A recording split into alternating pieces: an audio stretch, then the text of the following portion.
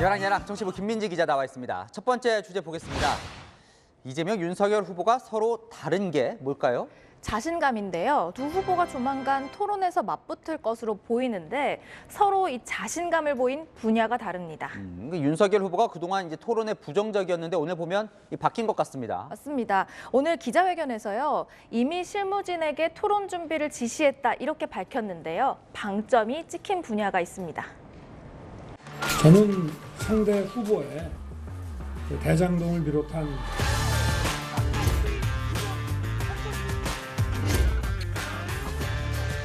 여러 가지 개인 신상과 관련된 의혹 검증하는데 3회의 법정 토론은 부족하다는 생각은 가지고 있습니다. 협의에 착수하라고 지시했습니다. 윤 후보 측은 주제에 제한을 두지 않고 다른 후보들과 논의하겠다고는 밝혔지만 도덕성 문제에 자신감을 보였습니다.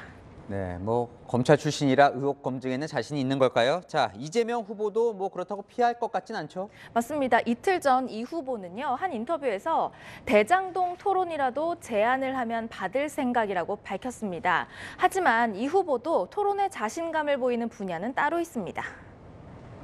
주 1회 정도는 정책 토론의 장을 한번 가져보자는 제안도 다시 한번 드립니다. 토론회를 통해서 정책 선거로 전환하고 국민들이 보는 앞에서 좀 검증하게 되기를 기대합니다. 각자 자신은 있어 하지만 도덕성이든 정책이든 누가 앞서는지는 국민들이 판단하겠죠. 네, 그래도 곧 토론이 열릴 것 같아서 기대는 됩니다. 자, 네. 다음 주제 보겠습니다. 이재명 후보, 어제는 탈모 공약 이야기를 했었는데 오늘은 치아 공약을 내놨나요? 제목에 물음표가 붙었죠. 탈모 공약처럼 이거 역시 확정된 건 아닌데요. 이재명 후보가 얼마 전 건의를 받았습니다.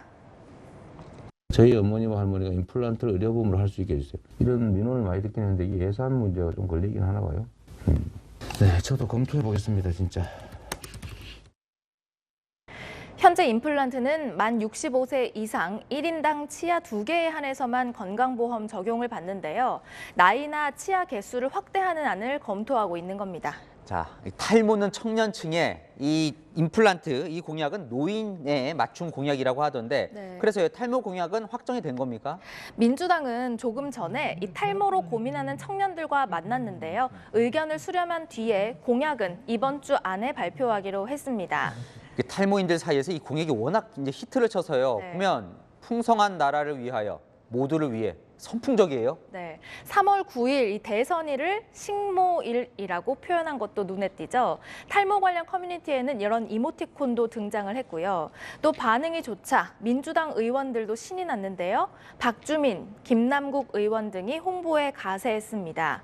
하지만 우려도 만만치 않습니다. 이낙연 캠프에 있던 이상희 교수는 탈모 공약에 매년 1,000억 원이 든다면서 건보 재정을 파탄낼 공약이라고 비판했고요. 전형적인 포퓰리즘입니다.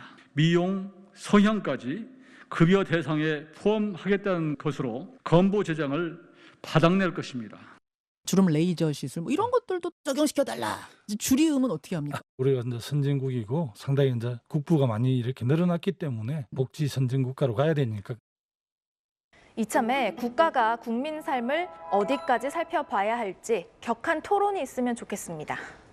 어쨌건 국민 삶과 관련된 토론이라 유익한 것 같습니다. 여랑야랑이었습니다.